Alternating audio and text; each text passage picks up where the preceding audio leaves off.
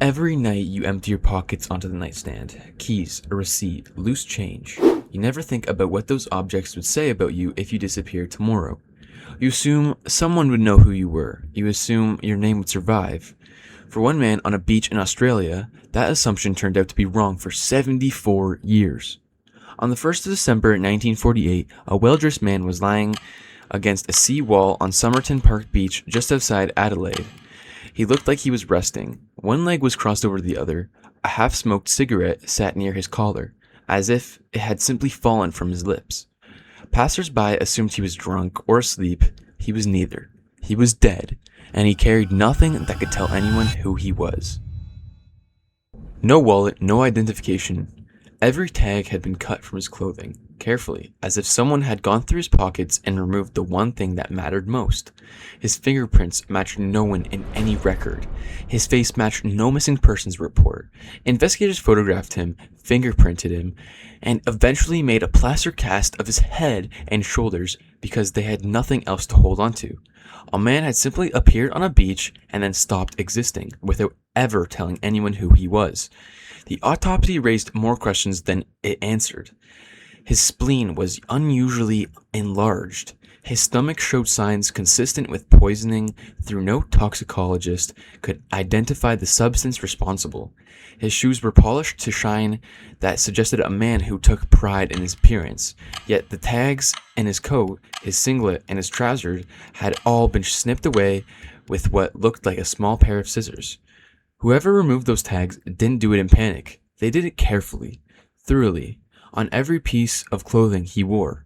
That is not what a robbery looks like. That is what an eraser looks like. Police released his photograph nationwide. They circulated his fingerprints internationally. Nobody stepped forward. In a country of newspapers and telegrams, in an era before a person could vanish quietly into the digital blur of modern life, a grown man in good clothes had died in public, and not one relative, coworker, or neighbor ever came forward to claim him. You have to ask yourself what that means. Either nobody who knew him ever saw his photograph, or someone did, and chose to say nothing. Pathologist John Cleland examined the body and found something the first autopsy had missed.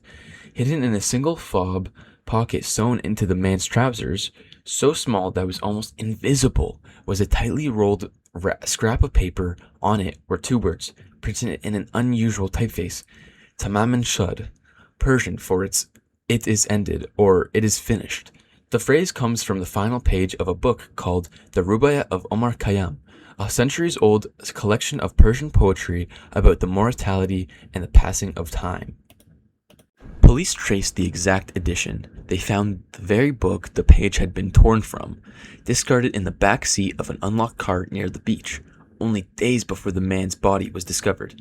Inside the back cover were faint indentations pressed in by a pen that had run out of ink while writing on a page now missing.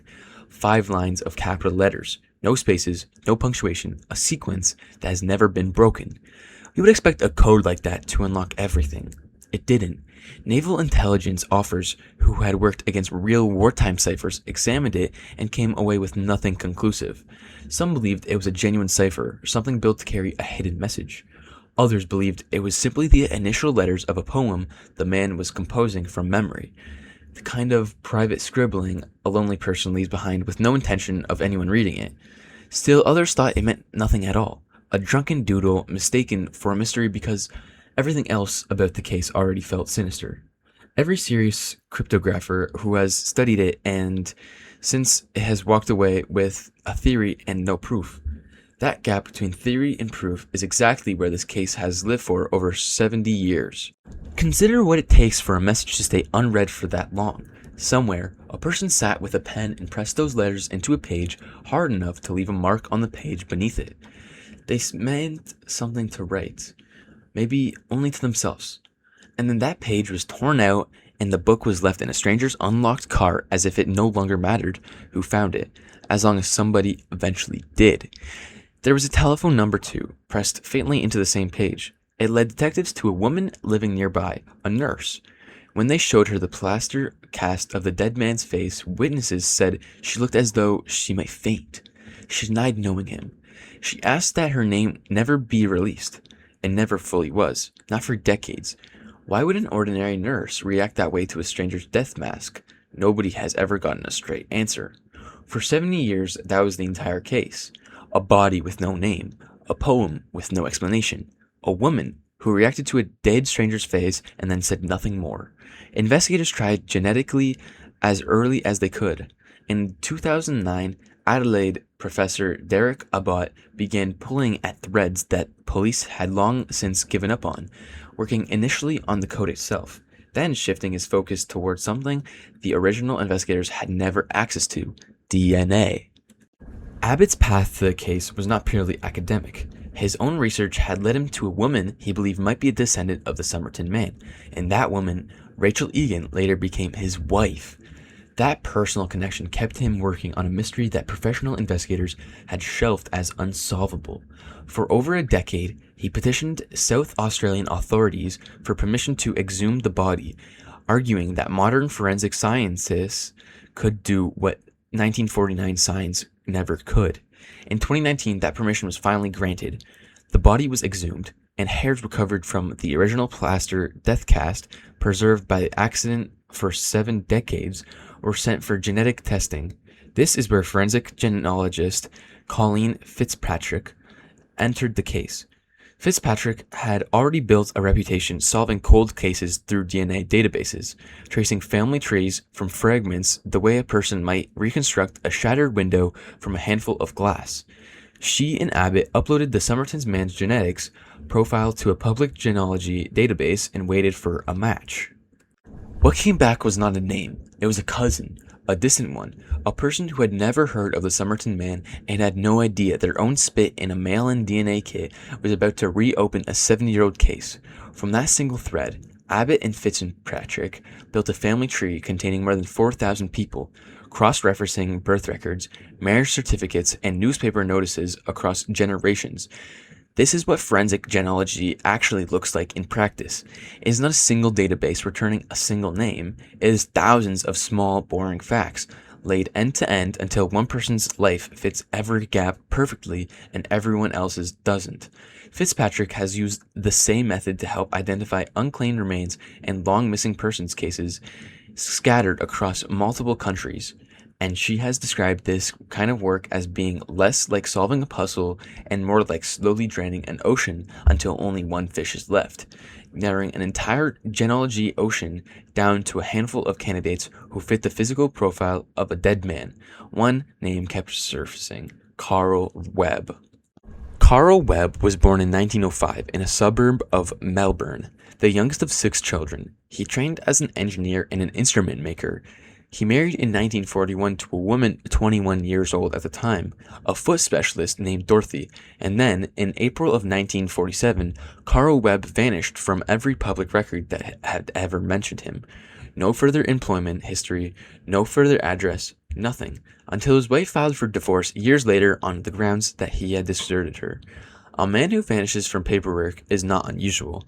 Men leave marriages every year, but a man who vanishes from a paperwork in April of 1947 and then reappears 18 months later as an unidentified body on a beach 400 miles from where he last seen is something else entirely. In 2022, Abbott and Fitzpatrick announced that the DNA and the paper trail agreed. The Somerton male was Carl Webb. You would think that answering the question of who he was would answer the question of why he died. It didn't. Abbott's research suggests Webb had lost several close relatives within a short span of years, and that his mental health had deteriorated badly in the years before his death. The physical evidence from the original autopsy pointed toward poisoning, though the exact substance was never conclusively identified. No note was found, no confession, and no explanation for the missing tags, the coded page, or the nurse who could not look at his death mask without visibly reacting.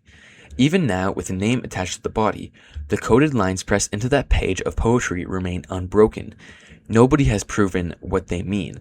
Nobody has proven why a man would carry a torn phrase about ending sewn into a pocket built to be nearly impossible to find, and nobody has ever fully explained the nurse who lived nearby, the one who reportedly could not look at his death mask without reacting, and who spent the rest of her life declining to say more than she absolutely had to.